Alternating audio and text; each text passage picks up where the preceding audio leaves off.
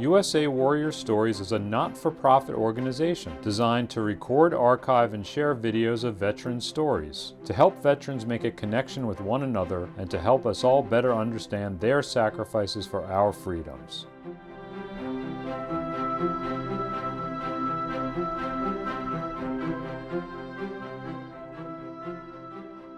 So my name is Ryan. I'm the Director of Veteran Affairs and Development with PAWS of War. We started back in 2014. We started as a program, which was our war-torn pup and cat program.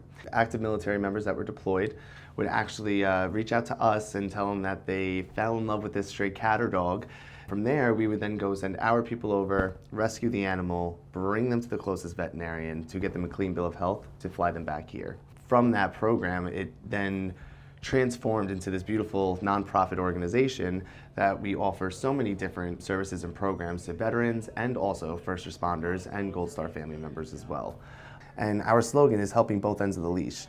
And it's truly rehabilitating that man or woman that suffers through PTSD or TBI and the dog that also suffered such a rough beginning of their life, you know, being stuck in that cage and not being fed and not being pet ever, you know, never being loved. You know, it's beautiful to see the transition of the veteran and the animal truly bond over and when they're in the training program, and they both are helping each other, and it's truly remarkable to watch.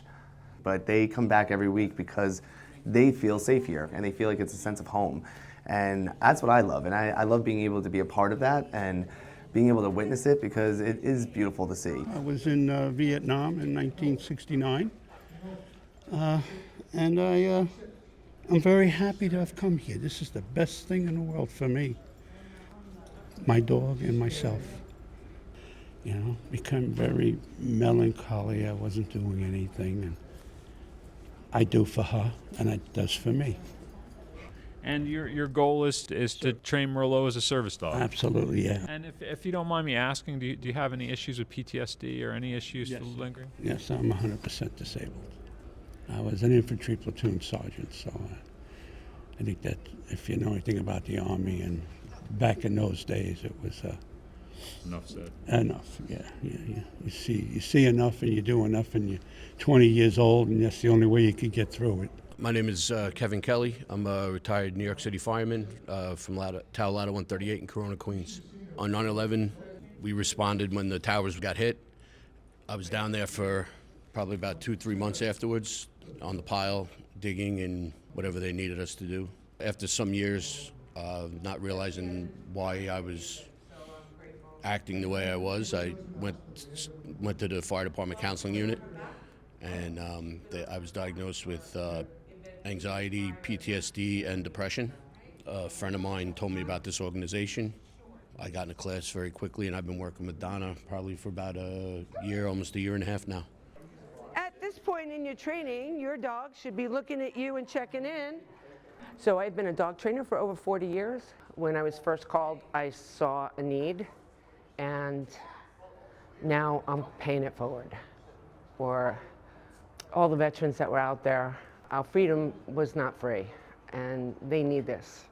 They need a reason to wake up in the morning. They need a reason to get out and socialize. Each class will come in and join another class, and they'll, oh, how are you? And what's going on with this? And so it's more than just dog training. It's socialization for those who wouldn't get out normally otherwise. And how does Tiller help you?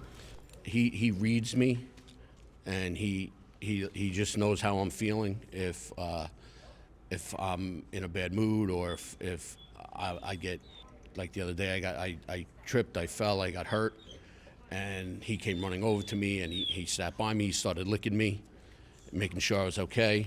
I don't know what I would do without him, I'll be honest with you. He's completely changed my life.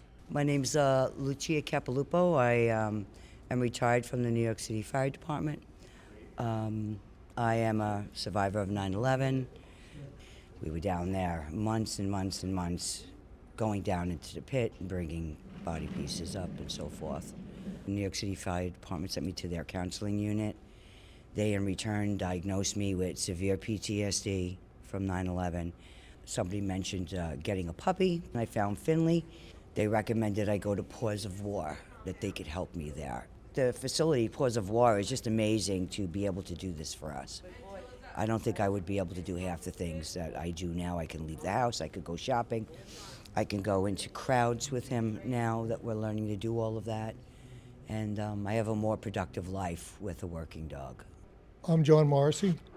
I've been in the fire service for 47 years. It's really not about me, but about the dogs in PAWS of War.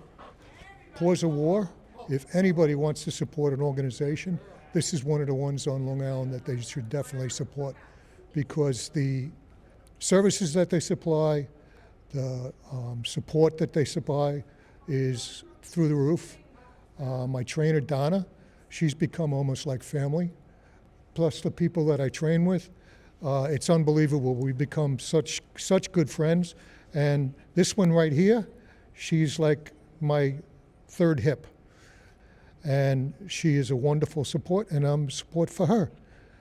The War Torn Pup and Cat program, we go to Kuwait, to Jordan, to Africa. We have been anywhere that there is a military base that we have our U.S. military on or near. We have been most likely there to rescue some dog or cat or multiple animals at that time. The unfortunate thing that our military men and women see while they're serving overseas is that these animals are not treated well. They are used as target practice. They are sometimes tortured. Some of the stories that we have heard are just, terrible. And that's why they feel that it's so important to get these animals back over to America so then they can keep them in their home and give them the best life that they could ever possibly live. It's truly remarkable the amount of work that just goes into one rescue mission. We have about 15 active missions right now that we're working on to raise the money for, to get all those animals back over here, to then reunite them with the parents once they're finished with their deployment. Because of us growing into a nonprofit organization, we now do stateside rescue, and that's all across America, at kill shelters, at extreme neglect situations, or even backyard breeders, in order to continue our rescue missions and to continue helping all these animals and our veterans. It's really being able to have the donations come in from the community. But not only just that, we also can always use volunteers. Giving your time is just as important as giving us $1. So we are extremely appreciative and thankful for our donors, but also as well as our volunteers, because we would not be able to do the work that we do without either one of them. I believe they say that 22 veterans a day commit suicide. And a lot of people that go through our program said that I would have been just one of those statistics if I didn't find PAWS of War. In the next 5 years, I would love to see us grow enough to where we would purchase our own building, where we would have a larger kennel, a bigger training facility where we can offer multiple trainings at once, in different rooms. And I think that's where I would love to see it to go. You can always visit us at our website, pawsofwar.org. You can fill out an application to volunteer with us. You can also make a financial contribution on our website as well. And you can learn about all the different programs that we offer that we weren't able to touch on today.